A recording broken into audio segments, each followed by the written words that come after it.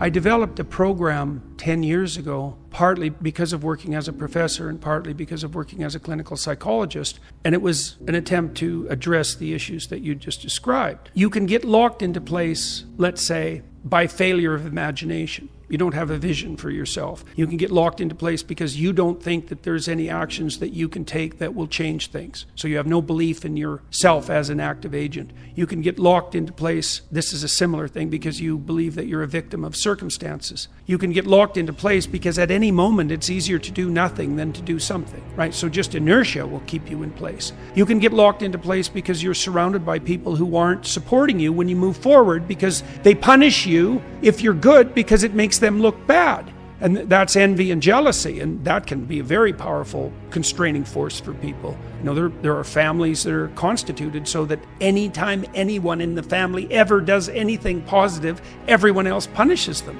And so that's an awful situation. We developed this future authoring program to help people develop a vision for their life, and it uses some of the principles that we discussed earlier. So you need a vision for the future to motivate you to change, because it's easier to do nothing. So you need a reason to act. Okay, so now the question is, well, where might you discover a reason to act?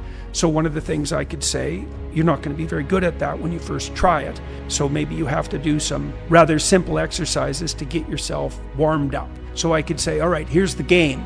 It's what kids do when they pretend when they're kids. Okay, so here's the deal. 5 years down the road, you can have what you need and want. Okay, but here are the rules. You have to be treating yourself properly, as if you're valuable, and you have to specify what your goal is. Okay, so those are the only rules. Okay, so now we can translate that into initial action. So let yourself fantasize, and for 15 minutes, write down what you would want if you could have what you wanted 5 years down the road. Who you would be. You want to do this really like kids pretend. Who could you be if you could be who you wanted to be? What would that look like? You can think about people you admire and so forth. And so write for 15 minutes. And don't get picky about it and don't get self-critical. Just get it out. Okay, next stage. Imagine that you let all your bad habits take the upper hand and control you. And that brought you to the worst place you could imagine in 5 years. What would that look like? Now that's useful, because to be motivated, two things have to happen. Something has to be chasing you, and you have to be chasing something. And you can get somewhere just by ambition. And you can get somewhere just by having fear push you, but you can really get somewhere if you're chasing something and you have fear pushing you. And so if you're trying to change the way you live and you think, well, I'm going somewhere better, but I'm also avoiding hell, then you're maximally motivated. Okay, so now you have those two competing visions. Where I could be if things went well, and where I could be if I let the weakest and most useless parts of me take the upper hand.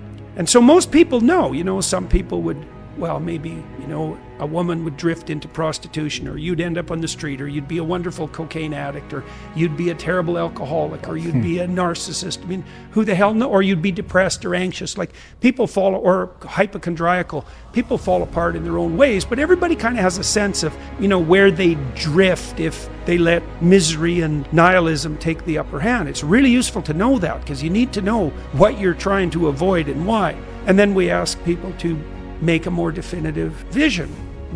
What should I do with my life? I don't know. Well, what do other people do with their lives? Do you have an intimate relationship? What's the quality of your friendships?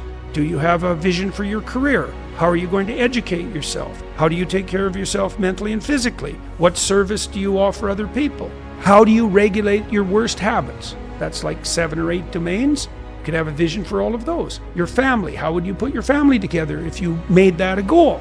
My wife did an early version of this exercise 20 years ago.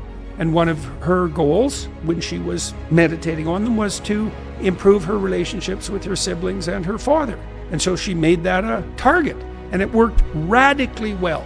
Like, she rectified all the kind of leftover problems that she had with her family members and established really positive relationships with them. But she'd made that a conscious goal.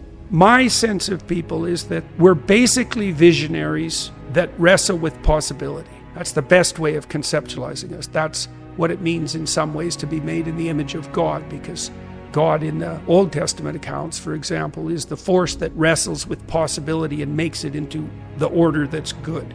And that is what people do. That's what our consciousness does. But you have to have a vision.